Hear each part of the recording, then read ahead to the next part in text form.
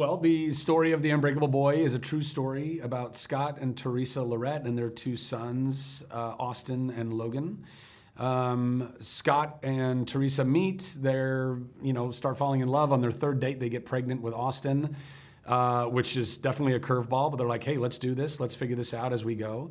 Austin is, as they come to find out, born with osteogenesis imperfecta, which is brittle bones disease, which is yet another curveball, but they keep, journeying and walking with that. Then they have their second son, Logan, who is born seemingly healthy, and then a few years goes by and Austin is behaving in some atypical ways, and then they have him tested and they find out that he is on the autistic spectrum.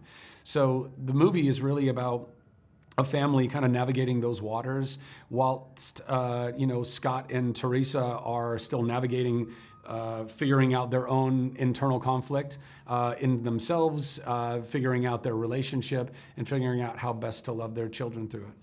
And I play Scott Lorette, and I play Austin Lorette. There you go.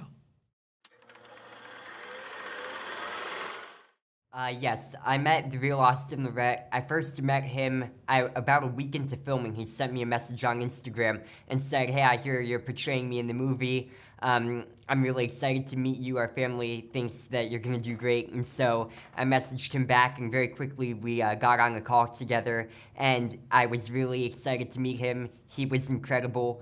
And then a month later, he and his family came down to the set. Well, actually, it wasn't a month later, but around 2 weeks later, he and his family came down to set, and we were able to meet them in person, and it was incredible. They're lovely people. Mm-hmm. I think initially I had a phone call with Scott, so I got to kind of pick his brain about their story. Scott was very brave, and Teresa both, in Scott writing their story in the book, The Unbreakable Boy, that the film is based on. And so I was able to kind of glean, a little bit from those conversations. And then ultimately, when they came to visit us on set, we got to, spend more time with them, learn more about their dynamic, their energy. Obviously, when you're making a film, there's some artistic liberties that are taken in, how to piece all that together. But the script that John Gunn wrote was really such a beautiful script and a great blueprint for us to follow, ultimately, in making sure that we were, honoring them, honoring their story. But yeah, we got to spend some really good quality time with them while we were making the film.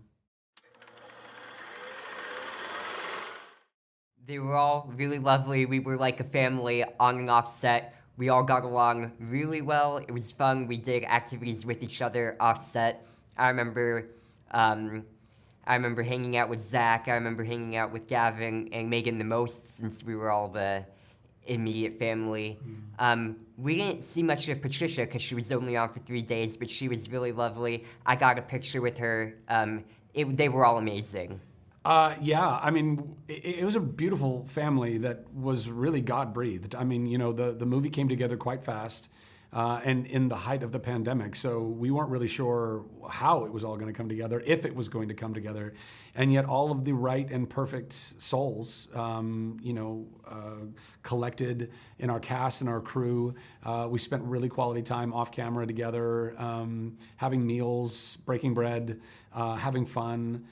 Just leaning into the characters when we were actually on camera. I think, really doing right by the script that we were given.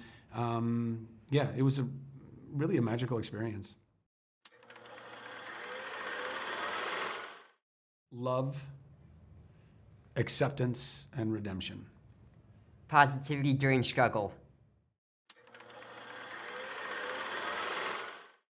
I think it's important to show that you can be positive during times of struggle, and there's going to be a lot of those times, but I think the movie teaches us all, like, don't hang your head and give up, like, always just keep going, be resilient, be optimistic about the future, because really, you can make any day the best day of your life, like Austin does.